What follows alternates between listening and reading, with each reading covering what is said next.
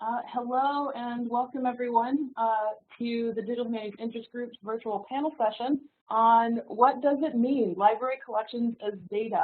And I want to start by saying thank you to the amazing speakers that we have today. Thomas Padilla is joining us from UC Santa Barbara, where he is a humanities data curator, and he will discuss the recent IMLS grant focused on collections as data, what it is, the current status, the future direction, and opportunities for participation. We also have Jamie Mears from the National Digital Initiatives Division at the Library of Congress, who joins us to discuss what kinds of work that is already going on regarding collections as data at the Library of Congress, and Christina Harlow, the repository specialist and data operations specialist from Stanford, who will kind of ground this all and discuss the potential practical applications of collections as data in our day-to-day. So without further ado, I'm going to pass this magical speaking ball to Thomas to kick us off.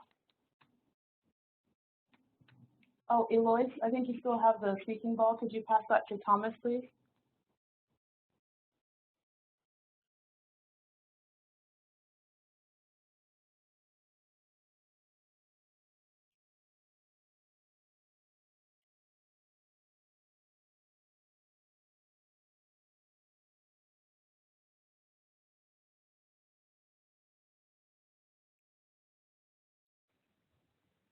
Okay, I think I have the speaking ball now.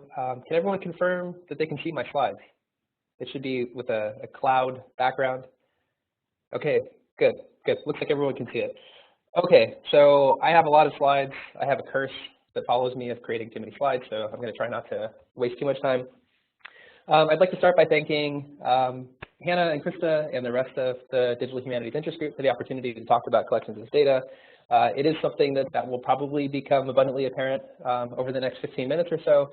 I appreciate the opportunity to talk about collections as data more broadly with Jamie Mears representing Library of Congress and Christina Harlow representing a whole bunch of different communities. So without further ado, the project that I work on is called Always Already Computational, Collections as Data. It's along with a project team that consists of Lori Allen and Stuart Garner at the University of Pennsylvania, Sarah Potvin at Texas A&M, Elizabeth Russi-Roque at Emory, and Hannah Frost at Stanford University. The project is supported by IMLS. We love IMLS. We're so grateful to them, and may they never go away, because then we'd be in a lot of trouble. So thank you to IMLS for your support. The project itself. So Always Already Computational, Collections as Data. As I said, it's supported by IMLS. The general goal is to support what we're calling the strategic approach to developing, describing, providing access to, and encouraging reuse of collections that support computationally driven research and teaching. We are definitely targeting the digital humanities with this work, but we're hoping that the work also scales out to support folks in other disciplines, particularly in the social sciences, and also in the professional sphere as well, say with journalists interested in doing data-driven journalism. The grant itself, or the project, one of the core contentions within it are that the predominant way that we have approached in cultural heritage institutions the development of digital collections has for the most part focused on replicating traditional ways of interacting with objects in the digital space. So essentially what we're saying there is that most effort has tended to focus on creating surrogates who would like to interact with a book, and that's not a bad thing by any means. There are obviously many people who would like to continue reading a book as a book, even on a screen.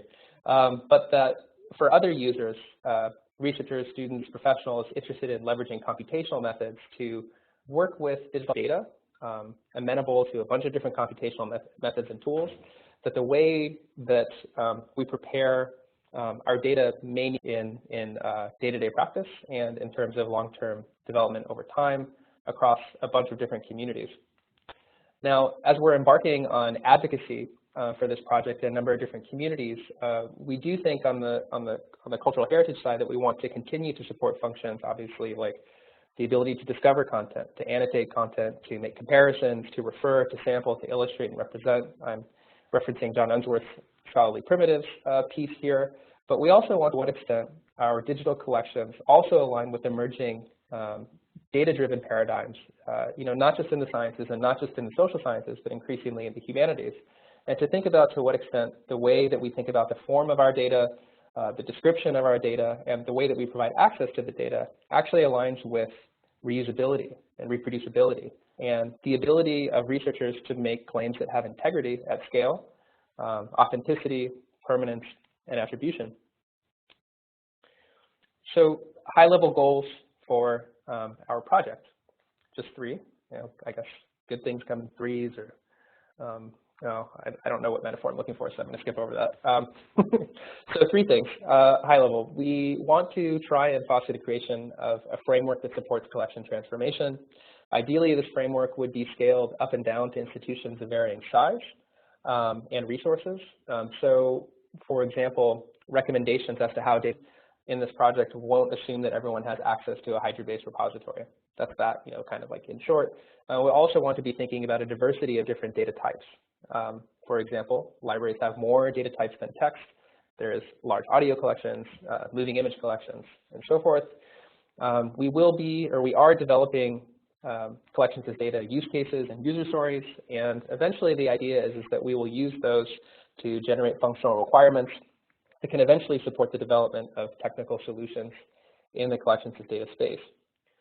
If we achieve those goals, or if we make progress on those goals, the idea is that we will be generating resources that will help various members of our community increase the fit for purpose of their digital collections, enhance the discoverability of collections as data. It tends to be the case that many of the existing efforts in this area tend to be kind of siloed as like a standalone, non-repository integrated data sets, and so they're just kind of hard to find, so it'd be great to enhance their discoverability, and then also to expand access methods to the data. So an example of that might be thinking through what particular features an API should have in order to enable bulk access or parametric access to collections as data, and then also thinking about methods that are not predicated on an API, possibly accommodating users with varying degrees of expertise, because APIs are, not the, what's the Lord of the Rings analogy, the one ring to rule them all. There are other things that can happen, I think.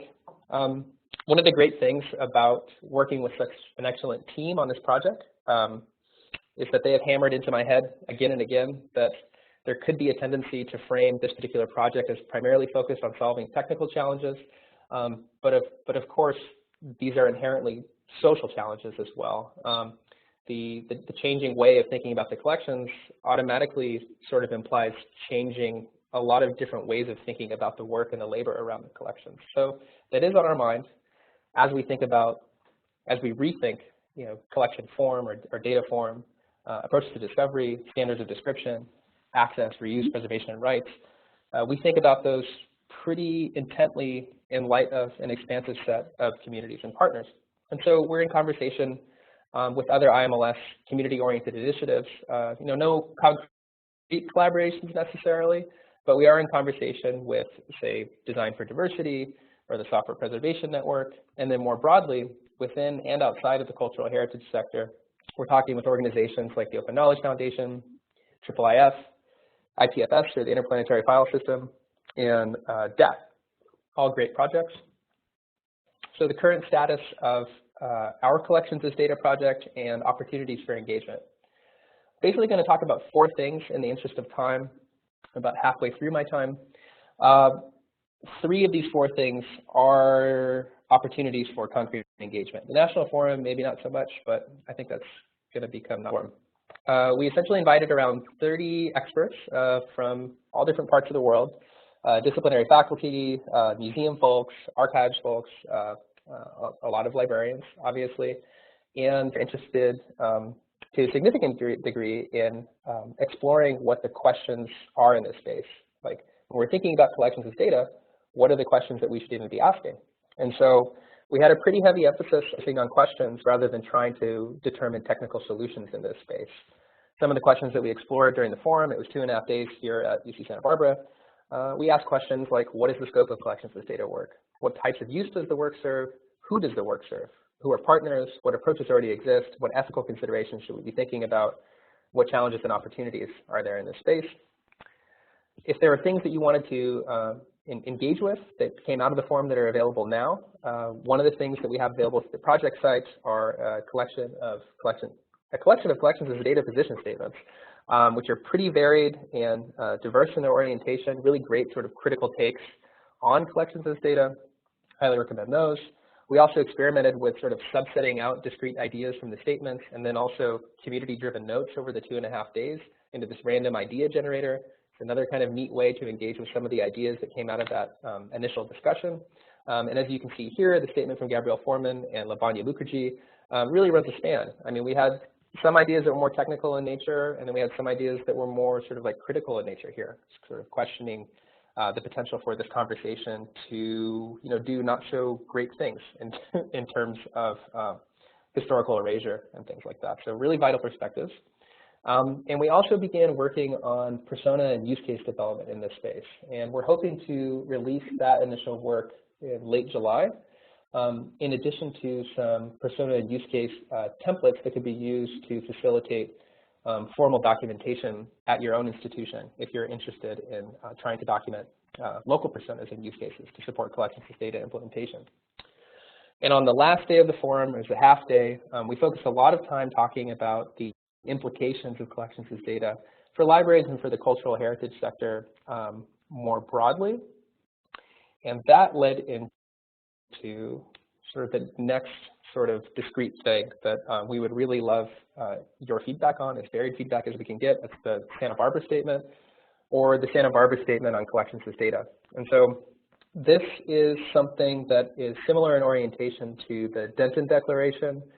And the idea here was that as sort of an advocacy-oriented effort, we wanted to take the thoughts of the forum attendees and a lot of deliberative discussion among the project team and condense it into sort of 10 principles that perhaps describe what we might aspire to as a community and perhaps develop some sort of consensus around when we talk about collections as data, what might that mean and what might we aspire to in that work. And so we put those 10 high-level principles up. The idea is that we'll iterate over them over the course of the lifetime of the grant. It's up in November 2018. We have open annotation enabled. You can see a comment here from Alexandra Chasanoff. And we're hoping to get as much feedback on this as we can, get some community investment, and then so when we say collections as data, maybe we all have some sort of like common ground.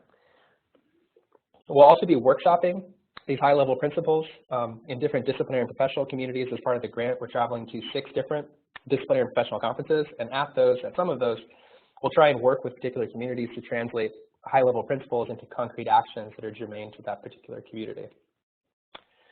Another thing we're working on is called collections as data facets. A collections as data facet is essentially a formal set of documentation that evidences how collections as data are implemented at a particular institution.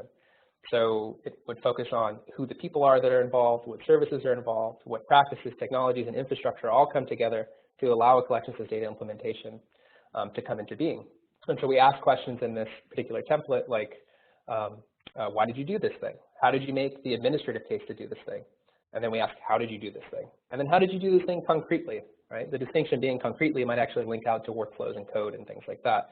And the idea is how the community is approaching collections as data implementation, and possibly that having those multiple facets will suggest different pathways and opportunities for people to engage in this work, varying resources, varying types of missions, and varying types of collections. So we have sort of a sample here. This is from Scott Ziegler at the American Philosophical Society Library. I'm running out of time, so I'm going to just leave this. I think that this is recorded, so you can go back and look at this. But it's a great first effort from Scott. We did issue an initial call for our facets to some seed partners listed here. Most of them have agreed to generate facets to contribute to that multifaceted thing I was talking about. Probably in mid-July, we'll bind all these together and we'll release them with an open call to the broader community for additional facets. So hopefully we just keep, I don't know, like a boulder of goodness rolling down a hill, collecting good examples. We'll just gather more and more and more and more, get a diverse picture of what's happening in this space. I think about metaphors a lot. I'm not sure why. I think it's because it's multifaceted. I'm going to keep going.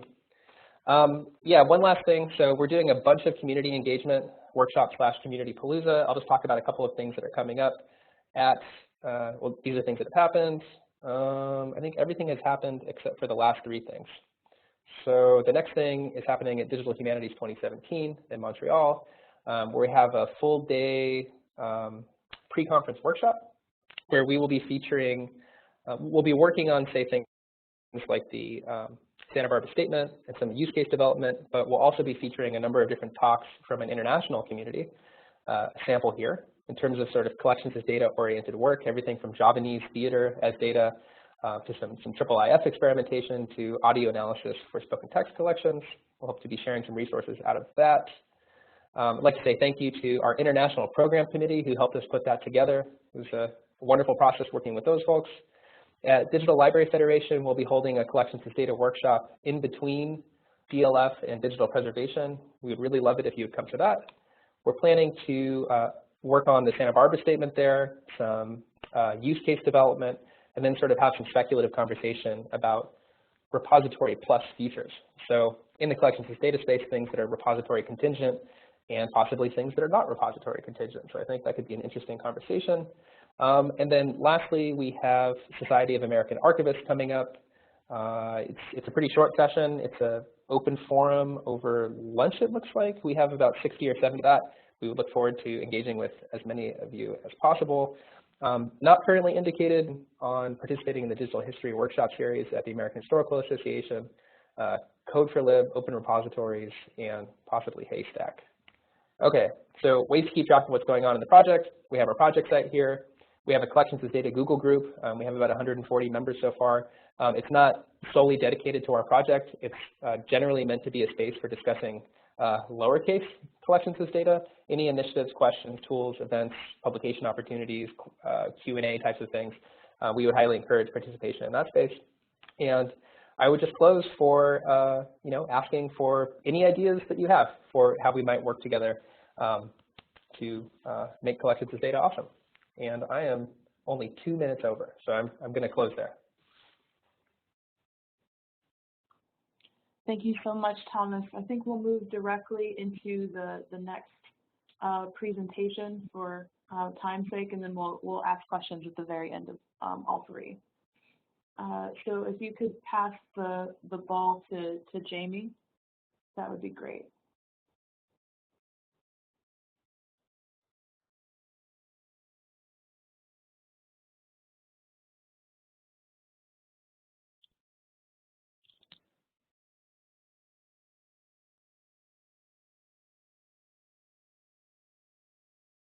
Okay. Can everybody hear me okay?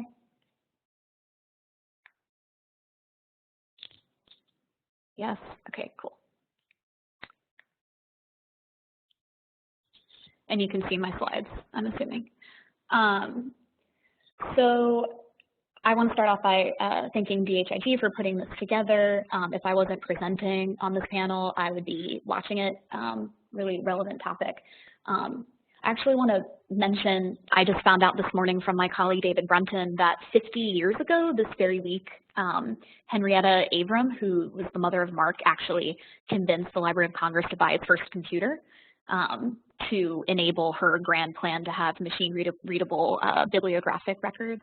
So I thought this was an interesting way to. So my name is Jamie, and I work on the National Digital Initiatives team at the library. And we see the impact of the library's digital collections, both online and those that are on-site only. And we've been together for about a year and a half, a little over a year and a half now. And I would say that the majority of the efforts that we've done at the library have all been geared towards building capacity to support computational use of our collections, or what I'll refer to as digital scholarship efforts. It includes digital humanities, but also, as Thomas was saying, we're looking to serve data journalists and people from science disciplines, et cetera. Okay. So we held a symposium last July called Collections as Data, and actually Thomas was our closing keynote for that and a report author for the event. But I wanted to start with these beautiful collage posters that we commissioned Oliver Bendorf to make about the event. We put it together to have a conversation with the professional library community about what collections as data means. And I think that he shows here very beautifully some of the themes that came out of the day. So for example, what's the potential for storytelling with data? What does it reveal? What could it possibly leave out? You can download these posters actually and bling out your cubicle if you so choose by going to our Collections as Data event page. And there's also an interview with Oliver on the Signal if you're curious about his creative. So this is us, Abby Potter, formerly of NDIP, me, and Kate Sword, who's our chief and used to lead the repository development team here. They're both geniuses, and I just want to recognize all of their hard work in really developing a really comprehensive strategy for moving a collections as data agenda forward at the library. One that is both social and technical, I would say. So we started by touring. We went and met people at DH centers and labs that were close by to have them describe to us the work that they were doing in supporting digital scholarship. And we found out pretty quickly that we at the library are kind of unique. We're unlike a university because we don't have faculty and we don't have a campus of researchers that study here for years at a time. So there aren't a lot of opportunities for librarians and users to develop projects together, such as we saw at some of these places like MIF, for example. The closest thing we have to that is the John H. Kluge Center, or John L. Kluge Center, which fellows apply for, and they tend to work on site on a specific project for 6 to 9 months at a time. And so we are currently supporting researchers that are doing digital projects by putting them in touch with developers. We have someone who's working with the Chronicling America collection right now. And we're putting together an intro course for Kluge scholars to take if they wish, that would quickly orient them to what data sets we have available at the library and also what open source software is available for them to investigate some of our resources. Two things that we did recognize, though, are what our strengths are, and I think that they've kind of grounded every initiative that I'm going to talk about in this presentation. One is that we have a lot of content. We have a lot of amazing content and a lot of potential to do great things with this content computationally. And we also are able to use our brand to convene diverse groups of people together, which is what we were trying to do with the As Data event last year. So for the rest of my talk, I'm going to talk about a series of initiatives that have happened, I think inspired by, As Data and also by my colleagues' great masterminding strategy for pushing collections as data forward here at the library. So first couple ones I'll talk about are internal. We commissioned a report by Dan Chudnoff and Michelle Gallinger for them to put together essentially a bunch of really concrete recommendations for how the library could support digital scholarship at our Kluge Center. And this link, a link to this report is available on the Signal. There's also an interview with them if you'd like to read it. We think that it would perhaps be useful for anyone that's listening to this talk today because a lot of their recommendations we could see being applicable. You've got it, 10 minutes, Jamie, okay, see. I am going to talk about specifically the technical pilot that they did. So we at the library have been collecting web archives since 2000, and we have a lot of process collections available on our website at a page level browsing ability. But in this technical pilot, they essentially worked with our web archives team to create a workflow for serving these archives in bulk offsite in a secure way. This is the most amazing technical slide ever. So essentially, through this workflow, they set up an AWS storage and keys to secure these files, and they transferred the files, which we currently collect in Work, which is a very large file format, to WAT.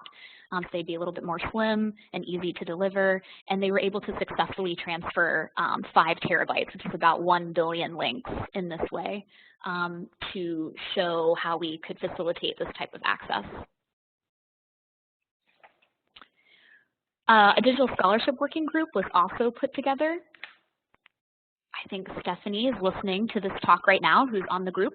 We have representatives from all over the library, and we have essentially about a month left to put together a report that's going to go to senior level staff at the library describing the state of all of our digital collections and their readiness to be served as data, as well as a series of case studies of computational work and research requests at the library to demonstrate demand. Okay, sorry I'm flying through this because I'm kind of running behind schedule. So the rest of the initiatives that I'm going to talk about are collaborative in nature, which is mostly what we do. I mentioned before the Collections as Data Symposium. This is going to become an annual party, and you guys are the first ones to hear publicly about the next one that's coming up. It's going to be on July 25th It'll be live streamed just like last time. You'll have to register. Registration will be open in the beginning of July if you'd like to come in person, but it will be free. And the focus of this collections of data is going to be a little bit different than last year. We're targeting a more general audience with the intent of addressing the what does it mean question. And the idea is that each of these people that are speaking are going to tell a story of impact. So we have some people you might recognize. We'll have Paul Ford. We'll have Ed Ayers. We're also going to have Sarah Hatton, who's a contemporary Canadian artist.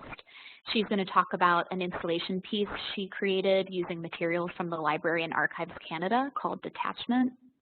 We're going to have Rachel Shorey and Jeremy Bowers of the Interactive News team at the New York Times talk about how they build data tools to enhance reporting.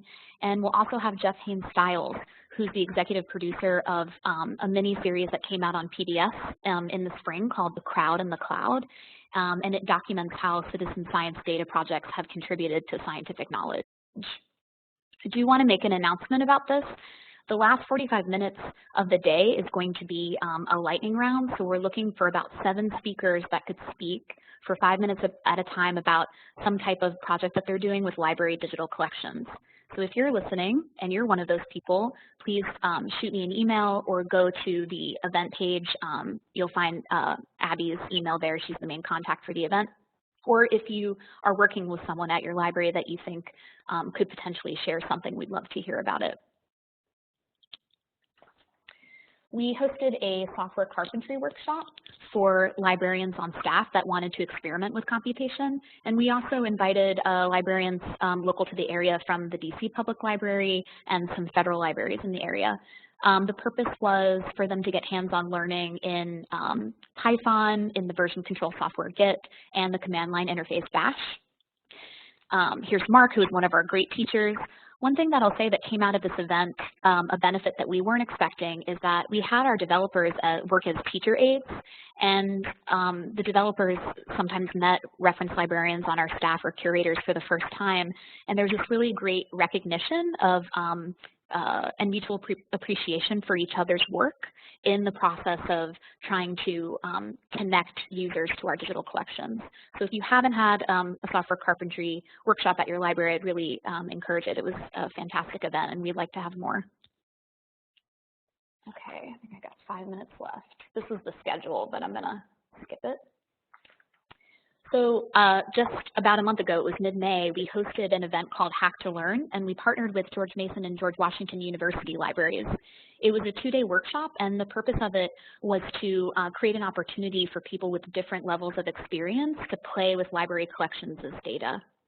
And I'm writing a blog post about this. I'm going to try to publish it by the end of the day today, so you can get more in-depth details if you're curious. But just on a surface level, we demoed tools in the morning. We chose tools that had GUI interfaces, so they were very approachable. And then we had a lot of library collections as data sets. So the Smithsonian National Museum of American History donated the Phyllis Diller Gag collection, which was obviously a popular hit. We use slices from our own MARC records. So about a month ago, we released 25 million MARC records, which are available by categories such as maps, music, name, and subject authorities. So we worked with those. And then GW donated their Eleanor Roosevelt My Day column and also their Tumblr end of term archives for people to experiment with. Don't really have time to go into this. It'll be included in the blog post that we're publishing, but essentially we got what we were trying to do. We got the kinds of attendees that we wanted, very diverse, people at different levels of experience, all across the board, and people had interest in learning about different methodologies. People laughing, someone's work. Okay, so in the last 4 minutes, I'm going to talk about the biggest initiative that we're rolling out. I think you guys are also the first people to publicly hear about this. We at NDI are launching a website called labs.loc.gov. It's going to launch in the fall. And the purpose of it is to be a portal that will connect users with our data. And on labs.loc.gov, we're going to host innovator in residence projects. So we're partnering with code artists to do fun, provocative things with our collections in order to demonstrate what collections as data work looks like. We'll host reports that we've commissioned on here, videos from workshops and events that we do. But two main things that will be on here that I thought would be interesting for you guys. The first one is that we will launch a crowdsourcing platform that will be available through labs. So this began when we had a developer on staff, Tong Wong, detail with us, and he created a crowdsourcing application to tag images in our historic newspaper collection. But we've since been given the go-ahead to grow this idea out into an actual transcription platform where we can host multiple projects. So that will be included on Labs. And then we'll also feature a page called LC for Robots. This is definitely a Kate's Ward term. That's amazing. So this page is going to aggregate links and resources together of where you can find data at the library. So it's going to include well-known content such as the Chronicling America API and documentation, as well as our MARC retrospective data set, and lesser-known things such as our guide to our IIIF content and our World Digital Library API. We also want to include on here what you could consider to be middle tools. So for example, we had an innovator in residence, Ramin Tanati here. He's a computer scientist at the University of Southampton. And while he was here, he created a JSON parser to use with our MARC records. So that'll be available on LC for Robots. And we've also had developers make Jupyter notebooks that are currently available on our Library of Congress GitHub site. So there'll be links to that as well. So it's kind of an all-in-one tour of aggregating things that are computational together to make them more visible. So that's it. I know I covered a lot. I'm sorry if I talk too fast. My contact information is at the bottom, and I'm happy to answer questions about any of these initiatives at the end of the panel. Thanks. And I'm going to pass the ball to Christina. Thank you.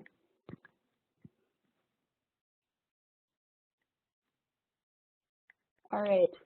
Thanks, Jamie, and thanks, Thomas, for that. It's a great start. Before I even jump into my slides, I'm going to be putting into the chat now an open link to a Google version of my slides, because if you want to comment or look at something more closely or tell me you disagree or agree or whatever, feel free to go comment. And I think it also has the fonts that I prefer, but that's cool. PowerPoint fonts are fine too. So hi, I'm Christina Harlow. I am working now as a repository specialist in data operations at Stanford University Library. If you want to know what data operations is, I'll get into that in a little bit in a second. I'm really happy to be here today. I've not been involved in ACRL work since I was actually library support staff in New York City. So hi, ACRL. I'm glad to be back. You guys can see slides. You can hear me okay. I think it's all good, so we can jump into this. And so I was given the question of 15 minutes to talk about what the various approaches to quote unquote collections as data, because there's a couple of different projects and ideas and such sort of encapsulated in this. What would this mean for us practically? And I probably should have put practically in quotation marks as well, but I just put a question mark at the end of it. What does it mean practically? How do we start supporting it? How do we start planning this work? What does it look like? And so I'm going to just approach this from someone who's participated in some of the formalized collections as data events. Thank you to Thomas. I was at one of the things that he has organized, and that was really helpful for me to try to understand what's going on in this space. But I'm hoping to talk about this from my experience and figure out what it looks like. So the first thing I have to admit is we are, if I can get my slides to move, there we go. There we go. So we're working in a space where a lot of these terms have so many different meanings and so many different contexts. And I'm coming from to you as not a librarian, but someone who's worked with metadata and technology and sort of walked that line between technologist and metadata librarian, I guess, in some other sort of form. So we're talking about a lot of domains. We're talking about words with a lot of context, and I just need to go through some of the ones that I'm struggling with and the questions that arise from them before I can even start to answer a practical approach to this. data itself could be so many different things. It could be binaries in Fedora 4, which is what that, or Fedora 3, which is in the background image there, and some of our Fedora 3 file system binaries. It could be file systems. It could be structured data. It could be so many different things. Metadata builds off of that. So metadata in this space, do we mean our particular cultural heritage technologies, our shared context, our mods, our EAD, or do we mean metadata like logs of applications that are running the assessment, which is what's actually pictured? Metadata can mean a couple different things. Collections themselves, as someone who's worked on a lot of digital and physical projects where I've had to understand what people meant by collections before I could even start. Just the term collections itself, but what are we trying to release out there? Is it exhibitions? Is it collections of data? Is it repositories? Because there could be multiple repositories. Is it archival? Is it something else? Mods collection is a term that you see in mods just for grouping records together. What is going on with this meaning?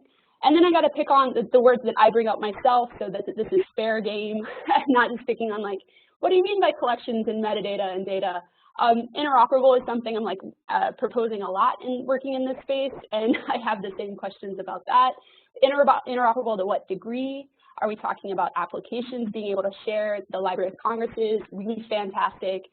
Labs work so that someone can take their Jupyter notebooks and load them over at UC Santa Barbara so that they can continue to edit them. Is it technical interoperability? Is it shared context? Is it shared workflows? Are we even talking about shared machines? What about modeling? And I can't leave modeling out, so the background image there is trying to make PCDM, which is a common digital repository model for Hydra applications, interact with BibFrame, which is supposedly a model that would be the future of MARC. So what do we mean by interoperability here is questionable. What kind of analysis we're looking at and what that analysis ends up representing as regards presumptions and our underlying data and how we surface that, I think is an important question mark to pull up here, an important word with a lot of different meanings to highlight. And the background, the image background for that in particular is really, really great work doing metadata assessment on Europeana metadata by Peter Corrali. I'd recommend you check out the link. Anyway, so what does analysis mean? What does infrastructure mean? And this is my last one, because infrastructure is really where I'm stuck thinking about how to make this work practically, especially as it continues to evolve, as projects like what Thomas is leading with collections as data really begin to pin down what functional requirements are expected for researchers, for DH librarians, for academic librarians, for other people who want to use this data, and then the developers who are trying to figure out what do we need to do to make this data available and to make the tooling available. So infrastructure here could mean a couple different things. It could be workflows, it could be communication, it could be applications, it could be servers, it could be machines, it could be code bases, whatever you want to define. Thanks, Krista. So I'm going through all of this. What do we mean by this when I have a job title that is a little made up? Data operations. Yeah, so I shouldn't be well, surely I shouldn't start by emphasizing the obvious shifting meanings in this context when I have the title of data operations. And I presume that you came here for a webinar on answers, not just a bunch of questions and what do you mean statements. But I think this is really important where I say this is where I'm approaching it, and it may or may not mesh with what other folks' understanding of working with computational data and collections as data could mean. So data operations, when I mention that, is really about understanding what our repository ecosystems look like, what are our repository code bases, who are our repository users, what is a repository, how do we make the data interact better between those systems. And this is not just making a better Blacklight or discovery interface. This is not just making a better catalog or searching tool, but understanding that there might be missed opportunities for sharing that underlying data, either the binaries or different versions of binaries, the metadata. There might be better opportunities and interfaces to offer up that, especially programmatically, to researchers or other librarians, other people, other users of cultural heritage data who are interested in it. We already have to deal with a lot of interfaces to get our repositories to work just to support our current discovery systems, access platforms, preservation platforms, et cetera. So are there opportunities there? And data operations is really about working in that space to improve it internally, but hopefully externally as well. So that said, I want to go in a little bit more of my context of where we could use some existing work, particularly from metadata and library data technology development, to help what I understand, or at least the first pass of some of the requirements or requests or work around collections as data. I feel like there's a lot of metadata and library data work that could be interoperable with this data work. There's a lot of shared workshops. I'm glad software carpentry was mentioned. I would also mention library carpentry. There's shared tooling that we might be able to use. I would love to see the functional requirements coming out of collections as data really try to work across silos. So I see a lot of functional requirements coming from DH concerns or digital humanities concerns that could also easily apply to open science data concerns, that could also easily apply to conversion of bibliographic data to linked data concerns, that could apply to preservation, et cetera, et cetera. Not to say that each context is the same, but there are shared concerns that maybe we can start to surface and work together on. And then, yeah, can we use anything that's existing in those areas to help, at least with a first pass or a second pass, it sounds like, on efforts around collections as data, is taking our AV files and running new types of assessment, of taking our metadata and asking new questions of it, of that kind of work. So what do I mean by existing data infrastructure?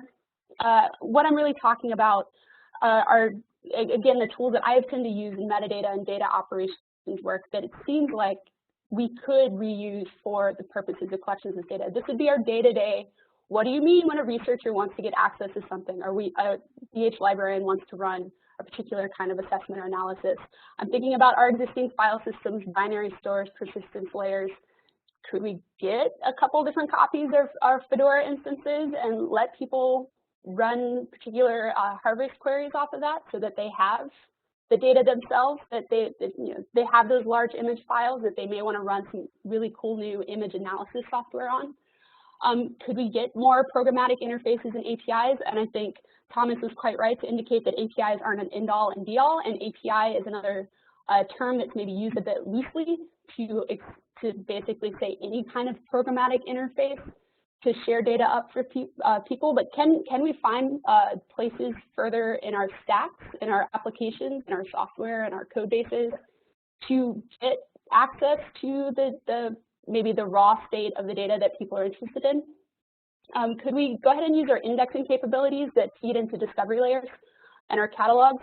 Would that be helpful? That would be a more efficient way to access some of our metadata, at least, and to get current state analysis of our data.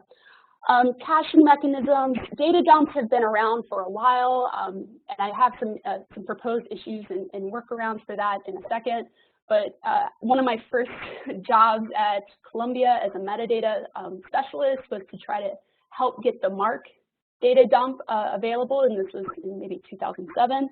I'm glad to see LC got a MARC data dump available recently, and there was already great analysis done on that. So data dumps have been around. There's all kinds of data exchange and protocols. This is SRU, this is Z3950, this is any way we can share out the data that we've already got. And then I would really highlight, can we reuse any existing data specifications? Can we reuse models? Can we reuse open formats and open source software where possible? As someone who's had to deal at every library job I've had with researchers handing over something like access databases and asking for us to help support continued access to that data. I'm like, okay, well, let's figure out how we can persist this, how we can provide access, but not lock ourselves into handling a lot of proprietary formats. For specifications and models, I would really highlight looking at IIIF, or the International Image Interoperability Framework, as a really key example of how that work is something we could cue into. To say, we want to have access to images, we want to have access to AV files, we want to be able to run assessment or pull it up in our new interface or do analysis on it. And that is a great example of a community. It was like, well, let's write the specifications so we can at least all be on the same page across all of our different institutional contexts on how to share that data out.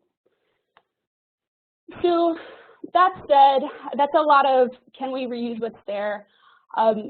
I would go into what do we mean by trying to get access and share specifications that would help us get out of institutional context, or how do we deal with the fact that a lot of DH projects and the collections of data efforts want to look at want to, like, they have a particular context that they want to carry with it. They have particular meaning. They may have a particular structure for their for their particular reason approach. A lot of the databases we're talking about could have, for example, they want to capture some sort of information that is not represented well in existing shared standards or specifications. Fair enough. But I think there are ways that we can build bridges between all of these different applications without losing a particular special context of a particular researcher's project. So this is just a very, very, very high level overview of all of the different repositories and persistence layers at Mike. We were trying to make explicit what the specifications were for each context and then share them out a little bit more readily. And then find places in that space where we could say, here is a Solr index for this particular Fedora 3 instance and has these collections and these meanings.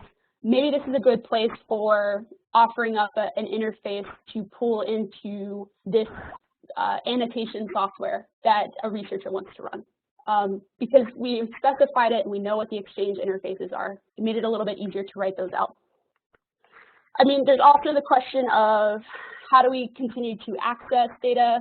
This I'm happy to walk you through if you're really interested. I don't know how much interest there would be. This is a very small subset of trying to figure out all of the exact interfaces between our data systems and the repository in my current place of work. And that's just so we can improve it, but I would love to leverage that for collections folks to use in the collections as data realm. How do we experiment and persist results is a question. With playing with the data that I pulled from this Fedora repo. What can I do with it? This is a Jupyter notebook, which I was glad to hear Jamie mention the use of Jupyter notebooks. This is one in particular for us to process very large web archiving binaries. I'd love to be able to share that with researchers and see how we can, share expertise there. Get this, and then how do we know what exists? And I think this is an aggregation and discovery problem that Thomas brought up, and then we see the robots work in proposal from LC, and that was really awesome to see. So thanks, Jamie, for mentioning that. How do we know what exists? And this is a linked data laundromat. It is a web interface for seeing a bunch of data sets that exist across linked data efforts across institutions. Doesn't mean that they're the same model. It just means that they're represented in RDF. I'm not proposing that linked data is an answer here. I'm just using this as an example of if you have some sort of shared interface and specifications, then aggregations such as this become possible. And we can say, here's all of the digital content that we know from XYZ place. Here's how we can pull it together and people can browse all the data sets and find something of interest. And I just really like the linked open data laundromat example. So looking forward, and I'll try to wrap up with this because I know we're running out of time. I'm hoping to find shareable efforts that we can work across domains. Can we build shared infrastructure? We're talking about a lot of data processing. We're going to need to figure out how to distribute the load of all of that processing effort. Can we talk about accessible tooling? And I don't mean just stuff with graphical user interfaces, but we are talking about a relatively large maintenance and systems administration debt there. So how can we handle that? Make sure you're versioning data, make sure it's open. Thank you, Krista, I'll wrap up really quickly. Make sure you're versioning data, make sure it's open, make sure that you're licensing it so we know how to reuse this stuff so that researchers can take it and run. Functional requirements has already been mentioned, but I would put in a plea there to make sure that it's independent of, some of these could be independent of domains, so independent of DH, independent of metadata, independent of something, just figure out how we can work with them together. And then how do we keep in touch with each other across their different work areas? So if you want me to dig into anything further, please hit me up on Twitter or email me. I love to talk about this work with people who have other approaches or ideas or have the high level vision that I'm sort of down in the trenches working on. And thank you. Do I need to pass the ball back to someone else? Yeah, if you could just pass it to Krista, that'd be great. Krista, got it. I want to thank all of you for presenting such great work. This has really been energizing. I also want to open the floor to, the chat. So all of you out there who are listening, if you have questions, please post those in the chat and we'll try to get to them. In the last few minutes, we have a couple questions that we've collated over the last week for the group. that Krista has and will present in lieu of any questions that appear in chat. If anyone has questions that aren't answered, please feel free to email them to me, to Hannah, and we'll get those sorted out. We'll touch base with the appropriate people and have your questions answered in one way or another. So Krista, would you mind asking one or two questions that we had from this past week? Sure. Hi, everybody. I'm Krista White, Digital Humanities Librarian at Rutgers University in Newark, and we put together some questions for our panelists today. So the first question we have is, how does collections as data fit within, or how is it analogous to the growing field of data science? Thomas, you want to start us off? Sure. Can you hear me? Yes, absolutely. Oh, good. I didn't know if I needed the ball. Yeah, I mean, I think they are directly connected in the sense that any effort that we can have in this space to, condition our stuff to be more readily amenable to the types of things they'd want to do with the things that we steward would be not just useful, but kind of imperative. But I would also say at the same time that what I find really encouraging, particularly in the digital library space lately, the Digital Library Federation, for example, is a lot of the attention that we've been trying to pay to sort of like the ethical dimensions around prepping collections that might be more readily amenable to things that data scientists might want to do with the collections, so that we don't have OkCupid style kind of things happening with people that are represented in our collections. So I think it connects in the sense that I think it's within the scope of our various missions to prepare content for use, and that the data science community is just another user community, but that it's also an opportunity for us to reinvest and bear down on some of our ethical commitments in that space. Great, thanks. Christina? Sure, sorry, I was also trying to answer Twitter questions. That's my own fault. Sorry, can you reposit the question? Yeah, we're just talking about how collections as data relates to data science. Yeah, no, that's a good one. And I'm glad that I see a lot of the data as collections work, and I'm putting that in air quotes, and I'm not doing that because I am trying to slide it at all, but because it could mean so many different things, and I need to be conscious that as I'm approaching it, I'm thinking about, all right, so if we're going to run analysis on these large image files, where are we going to have our machine, like our computer, like clustered computing? Like where is that going to be? And how do I make sure that researchers have access to it? And how do I make it accessible? So I feel like where it can interact with data science are questions that we're already bringing up in other areas. Algorithms for appropriate representation of entities and people and classes, which is something that Thomas has mentioned a couple of times, mentioned in his answer, I believe, and I think it's really important. But algorithms are things that we can work on. Like we have people in technology and library space. We're not beholden to Google in at least in some ways. In other ways we are. But there's definitely technologies and techniques and expertise that we can leverage that goes more to the quote-unquote data science work that would allow data as collections to be interrogated in new ways, or accessible in new ways, or preserved in new ways. I'm a big fan of IPFS and international, I cannot even speak right now, the International Planetary File System, not international, I'm getting it mixed up with IIIF. But I'm a big fan of that as a distributed technology that once you get down into the weeds of it, it actually can be a bit daunting to understand from a science or a technical aspect. But as for what it could offer us with distributed management of the kind of files and collections and data that we're talking about, could be pretty radical to our approaches to this work. Great, thank you. Jamie, what about you? I don't really have anything to add. I think Thomas and Christina both brought up every point that I was going to make. We see our work here and we see data scientists as a possible user, just like we see data journalists as a possible user. Yeah. No, I don't think we're competing, and I think that we can, yeah, leverage what we're doing to help build capacity. I do take Thomas's point, and this is something that obviously came up in the symposium too, that our commitment to ethics is perhaps where we stand apart. And I noticed this too when we've worked with data journalists, that they look to library collections as having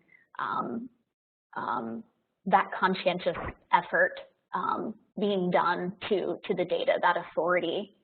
So as long as we stay committed to that, I think that's something that will be recognized for within the data science community. That's great. I mean, that was another question that we had formulated asking about ethics. So maybe, Christina, could you speak a little more to that? I see that you said +1 commitment to ethics. So using the chat for feedback, but I really liked what Jamie was saying there.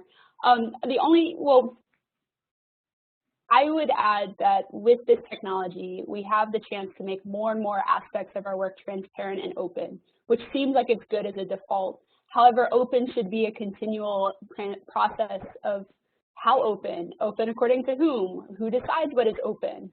And that needs to be itself a transparent, iterated process where we have a diversity of voices deciding what openness can be. And that's immediately where my mind goes when I'm hearing about commitment to ethics. So yeah, and Jamie, absolutely supporting what you were saying just there. Great, Thomas. Can you give us a few words about ethics in collections as data before we close out the webinar? Sure. Yeah, I can do that. No, I mean, I was just thinking that, one of the things that I really enjoyed in particular about the National Forum, and I would admit a slight bias towards comfort with a humanities context for discussing collections as data, but I think it's pretty generative, like some of the debates that happen even around the vocabulary that we use to talk about working with data.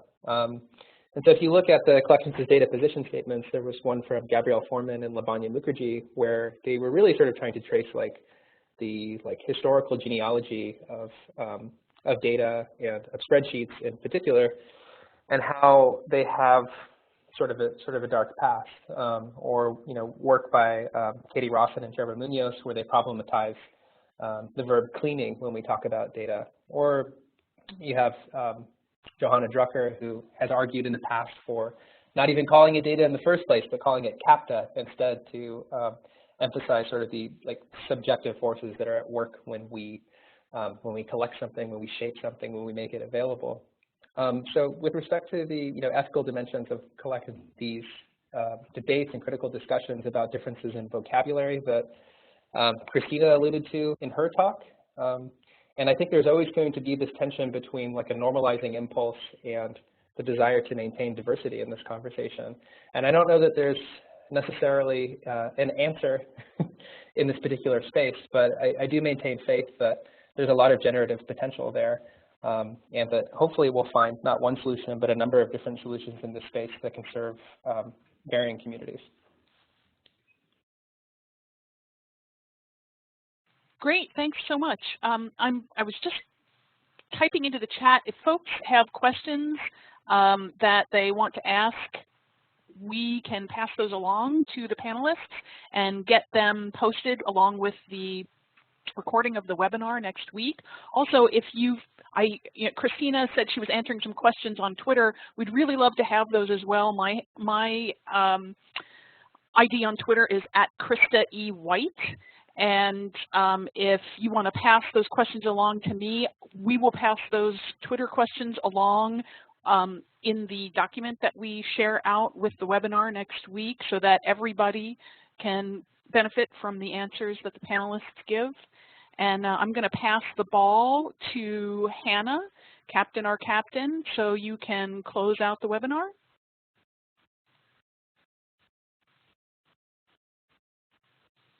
Yeah, I think we can close here. I think there's been great discussion, and it will continue beyond this webinar. But for those of us who are new to collections as data, hopefully we have provided some context for you to go forth and continue thinking about collections and your work as data and making that available, and the ethics surrounding it and all that good stuff. When we post the webinar, you'll also be able to see where you can get reacquainted with some of this work and contribute in the discussion there. So I want to thank everyone that has come. I want to thank the speakers for agreeing to meet with us. And yeah, if we have any questions, we'll continue this offline, online, off here.